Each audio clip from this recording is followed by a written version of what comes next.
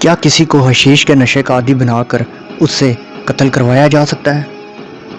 ہیپٹونزم کا علم کس نے ایجاد کیا تھا؟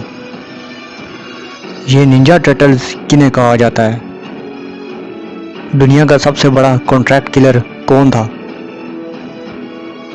کیا دنیا کے تمام ٹیررسٹ اسی انسان کے بنائے ہوئے رولز پہ عمل کرتے ہیں؟ آخر حسن بن صبا یا پھر قلعۃ الموت کیا چیز ہے؟ سن 1100 میں مشہور امام موافق کی درسگاہ نے عالمی شہرت حاصل کر لی تھی اور اسی درسگاہ میں 3 دوست پڑھا کرتے تھے۔ ویسے تو یہ درسگاہ بھی ایسی تھی جیسے آج آکسفورڈ یونیورسٹی ہے، جہاں سے ہر دوسرا پڑھنے والا کسی نہ کسی ملک کا پرائم منسٹر بنتا ہے، لیکن یہ تینوں دوست یا یہ تینوں طالب علم بھی نہایت ہی ٹیلنٹڈ تھے۔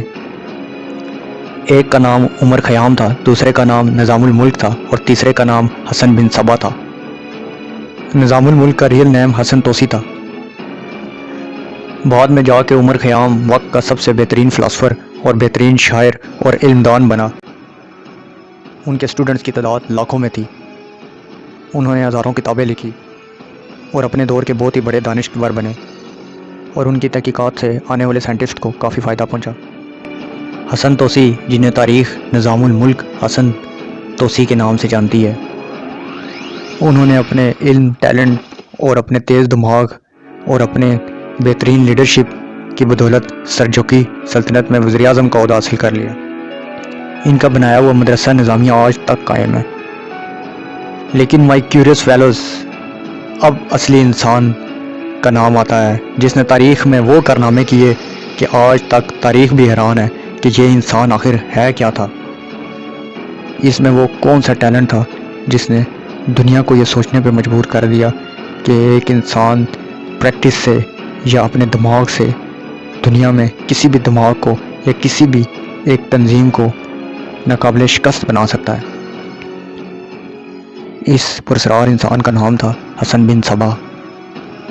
یہ کردار اس قدر پراسرار تھا کہ وقت کے بادشاہ بھی اس پہ ہاتھ ڈالنے سے گھبراتے تھے، اور اس نے ایک نہیں بلکہ کئی بادشاہوں کا قتل کروایا اور بہت سارے لوگوں کی ایسیسینیشن کروائی۔ یہ ایسا کانٹریکٹ کلر تھا کہ جب یہ کسی کی موت کا ذمہ لے لیتا تھا تو اس کے فدائی بہت آسانی سے اسے مار کر اپنی جان دے دیتے تھے۔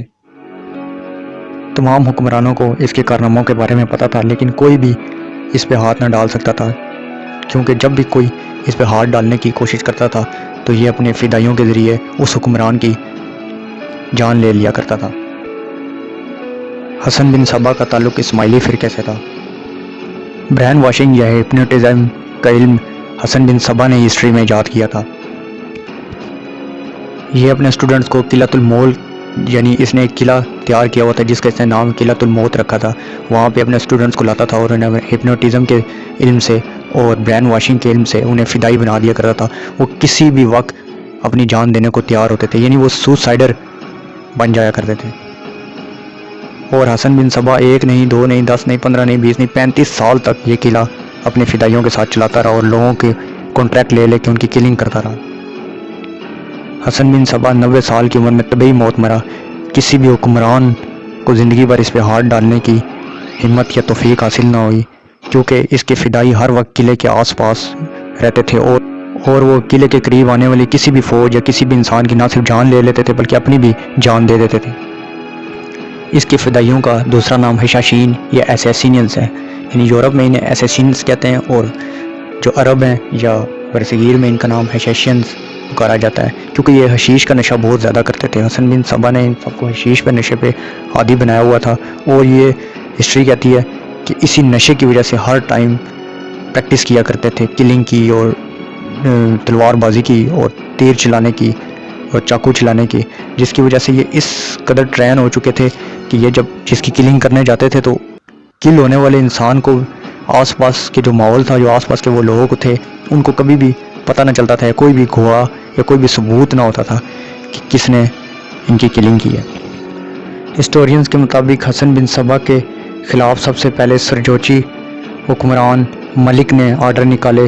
ملک کیونکہ کنگ تھا اور اس کے آگے نظام الملک حسن توسی وزیر اعظم تھے، اس لیے حسن توسی کے مشورے پہ ہی ملک نے حسن بن صبا کے خلاف آرڈرز نکالے تھے کہ حسن بن صبا کو قتل کر دیا جائے یا گرفتار کر کے کنگ کے سامنے پیش کیا جائے، کیونکہ حسن بن صبا ایک کانٹریکٹ کلر ہے اور ہزاروں لوگوں کا قاتل ہے۔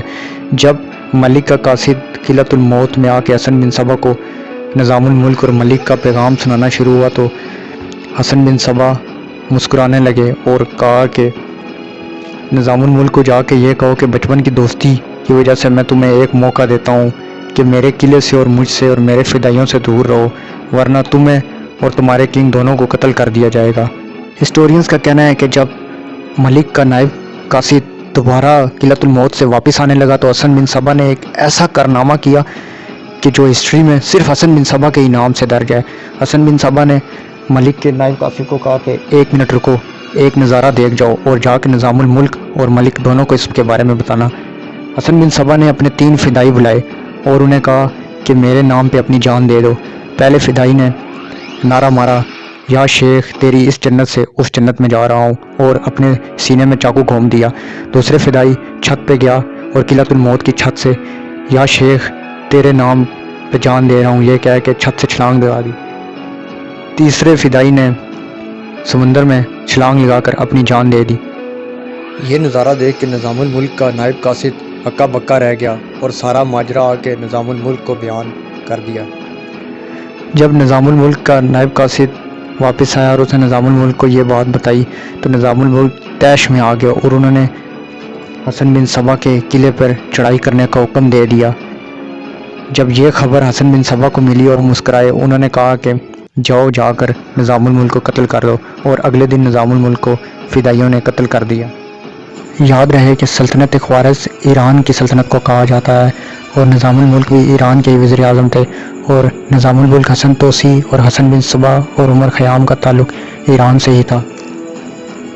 نظام الملک کے قتل کے بعد جو بھی حکمران حسن بن صبا کے رستے میں آیا، حسن بن صبا نے ہر حکمران کو فدائیوں کے ذریعے قتل کروا دیا، اور بعد میں یہ فدائی باقاعدہ طور پر کانٹریکٹ کلر بن گئے۔ یہ عیسائیوں سے لے کر پیسے یہودیوں کو قتل کیا کرتے تھے اور یہودیوں سے پیسے لے کر عیسائیوں کو قتل کیا کرتے تھے، اور بہت سارے مسلمانوں کی بھی کانٹریکٹ کلنگ انہوں نے کی۔ تاریخ میں لکھا ہے کہ سلطان صلاح الدین ایوبی بھی ان فدائیوں سے یا پھر حسن بن صبا سے خوف کھاتے تھے۔ ایک مشہور واقعہ ہے کہ حسن بن صبا کو جب سلطان صلاح الدین ایوبی نے دھمکی دی کہ میں تمہیں قتل کروا دوں گا تو حسن بن صبا نے ایک عجیب و غریب کارنامہ کیا۔ جب سلطان صلاح الدین ایوبی اپنے گارڈز کے حصار میں رات کو اپنے خیمے میں سوئے ہوئے تھے تو ایک فدائی کسی نہ کسی طریقے سے ان کے خیمے تک آ پہنچا اور ایک خط اور خنجر ان کے خیمے میں چھوڑ کر واپس چلا گیا۔ جب صبح سلطان صلاح الدین ایوبی اٹھے تو انہوں نے وہ خط اور خنجر اپنے پاس پایا۔ اس خط پہ لکھا تھا کہ سلطان اپنے حال پر رحم کیجیے، آپ ہمارے رحم و کرم پر ہیں۔ سلطان وہ خط اور وہ خنجر دیکھ کر حیران ہو گئے۔ انہوں نے ہر گارڈ سے پوچھا کہ رات کو کون فدائی یہاں تک آن پہنچایا، لیکن کسی گارڈ کو بھی معلوم نہ ہوا کہ کون سا فدائی کس طرف سے اور کیسے آیا اور کیسے واپس چلا گیا۔ یہ دیکھ کے سلطان کافی خوفزدہ ہو گئے اور انہوں نے حسن بن صبا کی طرف دوستی کا ہاتھ بڑھایا، اور حسن بن صبا کی موت تک سلطان نے حسن سے دوستی رکھی۔ ہسٹری میں لکھا ہے کہ حسن بن صبا سے ایک بلنڈر ہوا، اور وہ یہ کہ حسن بن صبا نے گریٹسٹ کنگ منگو خان جو کہ ایک منگولی بادشاہ تھا اس کو مارنے کے لیے ایک فدائی بھیج دیا، لیکن وہ فدائی منگو خان کی فوج نے کسی طرح پکڑ لیا، اور انویسٹیگیشن کے بعد اس نے حسن بن صبا کا نام لیا۔ اس وقت تک حسن بن صبا اپنی عمر کے آخری حصے میں تھے اور ان کا جانشین حضر قلعۃ الموت چلاتا تھا۔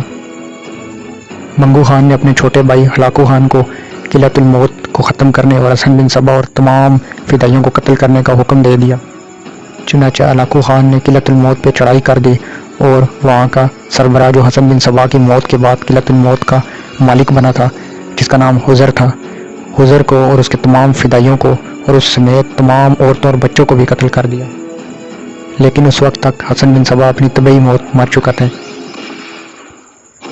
ہسٹری میں لکھا ہے کہ ہلاکو خان نے قلعۃ الموت میں پھرنے والا کوئی بھی انسان نہ چھوڑا۔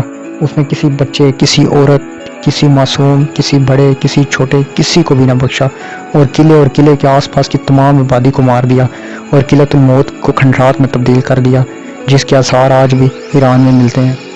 پاکستان میں ہونے والے ماضی میں جو اٹیکس ہوتے تھے سوسائڈل بمبر، وہ بھی بالکل حسن بن صبا کی فدائیوں ہی کی طرح اٹیکس کرتے تھے۔ حسن بن صبا اپنے 9 عمر اسٹوڈنٹس کو قلعۃ الموت میں لاتا تھا اور ان کی شادیاں 9 عمر لڑکیوں سے کرائی جاتی تھی اور انہیں حشیش کا عادی بنایا جاتا تھا۔ کچی عمر اوپر سے حشیش کا نشہ، اوپر سے ہیپٹونزم کا علم، اور اوپر سے 9 عمر عورتوں کے ساتھ شادی. یہ سب وہ طریقے تھے جن کے ذریعے حسن بن صبا کسی بھی فدائی کو قلت الموت میں رہنے کا اس قدر عادی بنا دیتا تھا کہ اس فدائی کی زندگی یا قلت الموت تھی یا پھر اپنی جان دے دینا تھا. چنانچہ فدائی کسی بھی وقت حسن بن صبا کے نام پر جان دینے کو تیار تھے. یورپ میں مشہور گیم حسن بن صبا کے اوپر ہی بنی ہوئی ہے جسے ایسیسن کریڈ کہا جاتا ہے، اور نینجا ٹرٹل بھی کارٹون یا نینجا ٹرٹل گیم حسن بن صبا پر ہی بنی ہوئی ہے.